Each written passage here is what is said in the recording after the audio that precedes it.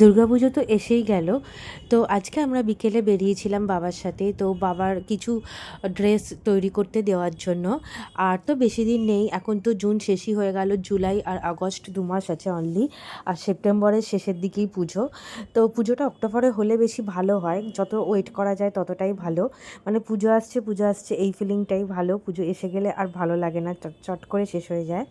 তো এখানে সবার আগে এই প্যান্টটা দিচ্ছিল বাবা, মানে এটা আগে কেনা হয়েছিল। তো এখানে আমরা যে দোকানটায় এসেছিলাম, এখানে বাবা অনেক দিন ধরে করায়। তো এখানে সবার আগে এখানে বাবা প্যান্ট আর জামাটা দিয়েছিল, এখানে বাবার মেজারমেন্ট নেওয়া হচ্ছিল। আর এই দোকানটার নাম হচ্ছে স্টাইলো টেলার্স। তো এটা আমাদের হাওড়াতে আছে, ট্রামডিপো নবান্ন যেখানটা আছে, নবান্ন অবনিমল ওইখানে ট্রামডিপো আছে ওইখানেই। তোমরা আবার অনেকেই আমরা ভুল করে ফেলি যে শালকিয়া বা বেলুড়ের দিকটা ভাবি হাওড়া বলতে, এটা সেটা নয়। তো এখানে দেখো মেজারমেন্ট নেওয়া হচ্ছে। তো এখানে মেজারমেন্ট নিয়ে এনারা খুবই ভালো করে বানান, আর পুজো পুজো একটা নতুন আনন্দ হচ্ছে। আর এখানে তো কলারের মাপ নেওয়া হচ্ছে, গলার মাপটা নেওয়া হচ্ছে, আর এখানে সমস্ত মেজারমেন্ট লেখা হচ্ছে।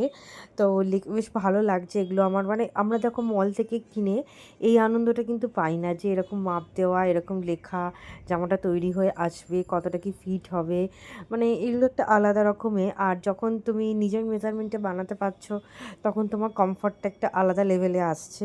যে মানে তোমাকে কোনো পার্টিকুলার ড্রেসের মধ্যে ফিট হতে হচ্ছে না, তোমার মেজারমেন্টে জিনিসটা তৈরি হচ্ছে।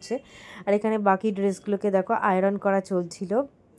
তো ওটাও বেশ ভালো লাগছিল দেখে। দেন ওখান থেকে একটা মিষ্টির দোকানে চলে গিয়ে একটা দই বড়া আর রসগোল্লা খেয়েছিলাম।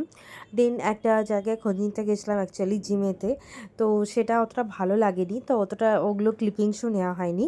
তো আজকে ভিডিওটা খুবই ছোট, যদি একটু হেল্পফুল মনে হয় তাহলে লাইক করতে পারো, চাইলে কমেন্টও করতে পারো, চ্যানেলটাকে সাবস্ক্রাইবও করতে পারো। Love you all, by.